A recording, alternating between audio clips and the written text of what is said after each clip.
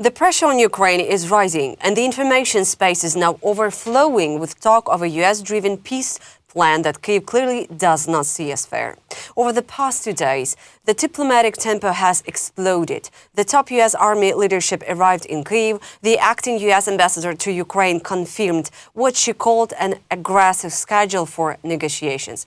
Leaks and American and European media describe outlines of a deal that many in Ukraine consider unacceptable, from territorial concessions to limits on Ukraine's army and even proposal to lift sanctions on Russia.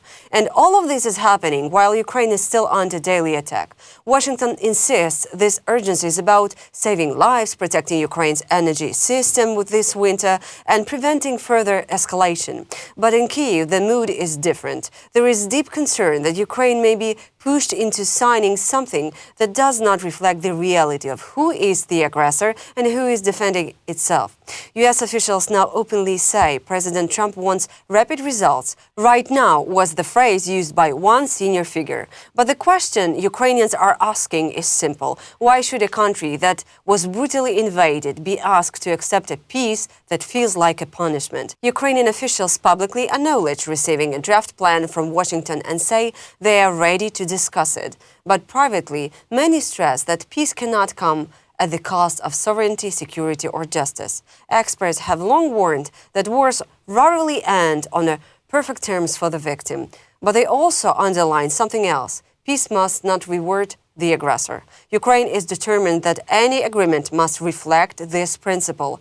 What happens next depends on the negotiations in the coming days and, crucially, on how united Ukraine and its European partners remain as pressure increases. While Ukraine stands ready to engage in meaningful negotiations to end this war, including at the leaders' level, our red lines are clear and unwavering.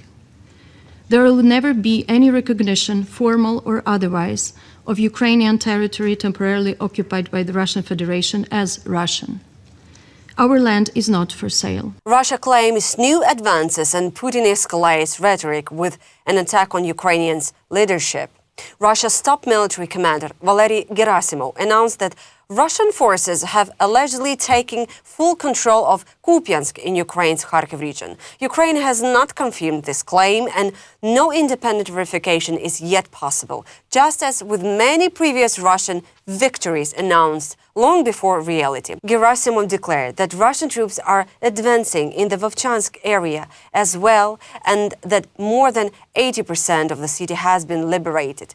His statement comes less than 24 hours after a Russian missile and drone attack on the western Ukrainian city of Ternopil killed at least 26 people, including 3 children, and wounded over 90. Several dozen remain missing under the rubble.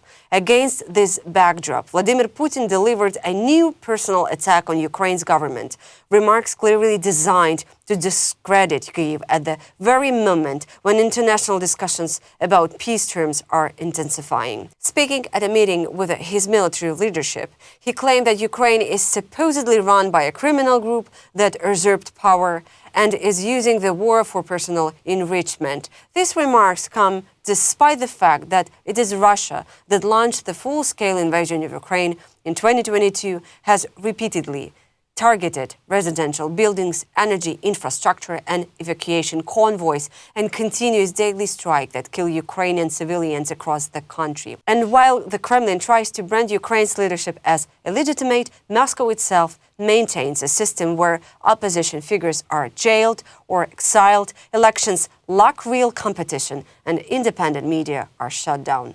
Putin's rhetoric also follows a well-known pattern. When Russian battlefield losses, corruption scandals, or international pressure intensify, the Kremlin typically escalates verbal attacks on Ukraine, hoping to shift responsibility away from its own war of aggression. According to a new report by The Guardian, Russia is now rewriting its own domestic rules to prepare for a much longer war. Nearly 4 years after launching the full-scale invasion of Ukraine, the Kremlin is facing regular Ukrainian drone strikes deep inside Russian territory, from refineries to military bases, and it's beginning to panic. The newspaper says dictator Putin has quietly authorized a series of sweeping new security measures. Reservists up to 2 million people can now be deployed to guard fuel sites and critical infrastructure without announcing a new mobilization. Russia is also introducing tight new controls over mobile networks, including automatic 24-hour blackouts for SIM cards returning from abroad to stop drones from using civilian networks for navigation. These changes are already causing confusions for ordinary Russians, especially in border regions, and are seen as another step toward what analysts describe as a semi-military lifestyle, where citizens are expected to accept more restrictions and more state control. At this time, penalties for sabotage have been sharply increased, with the new laws allowing extremely long prison sentences, even for teenagers. Experts quoted by The Guardian say the Kremlin is trying to indoctrinate the public for a war, even as Putin claims he's open to peace talks. Meanwhile, Russia's own economy is slowing under sanctions, and Kyiv is increasing its ability to strike targets far beyond the front line.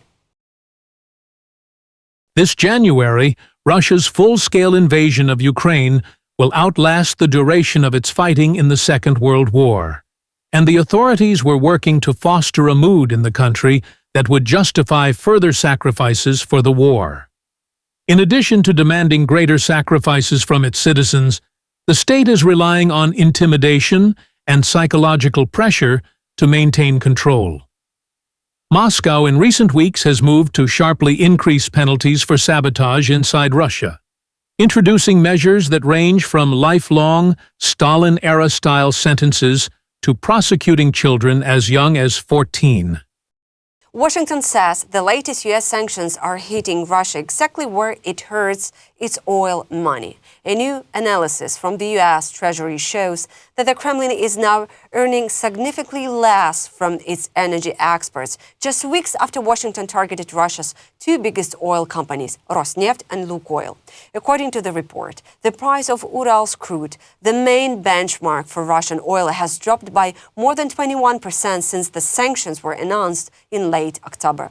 At the same time, fewer tankers are leaving Russian ports, and the volume of oil sales has fallen sharply. Treasury officials say this is the clearest sign yet that the sanctions are working as intended, cutting Russia's ability to finance its war against Ukraine. Several grades of Russian oil are now trading at multi-year lows, well below global prices, and the memo warns that hit to Russia's revenue could become long-term. The pressure is already being felt abroad. Nearly a dozen major buyers in India and China have signaled they will pause imports of Russian oil in December, a major shift given how heavily Moscow relies on Asian markets. U.S. Treasury Secretary Scott Bessent said last month that the sanctions were triggered by dictator Putin's refusal to stop the war, and early estimates suggest Russia could lose 20 to 30% of its oil revenue as a result, money the Kremlin has used to fund missiles, drones, and attacks on Ukrainian cities. Whether this financial pressure will change Russia's behavior on the battlefield remains to be seen. But for now, the numbers show one thing clearly. The Kremlin's most important source of war funding is being squeezed harder than at any time since the full-scale invasion began. Russia has launched another deadly wave of drone attacks across southern Ukraine, and once again, civilians have paid the price. Late Thursday, a Russian strike hit the city of Zaporizhia, killing at least 5 people. Regional officials say 3 more were injured after drones slammed into a busy market area. The impact set stalls and car on fire, creating several separate blazes that firefighters battled throughout the night. Further south in Odessa, Russian drones injured 5 people, including a child. Ukraine's emergency service says residential buildings, an auto repair station, and administrative office were damaged in the strikes. Authorities warn that rescue work is still ongoing and the number of casualties may rise. These overnight attacks are part of a broader pattern. Russia continues to target civilian areas far from the front line, even as international pressure grows for a ceasefire. That's all for now. For more content, please subscribe.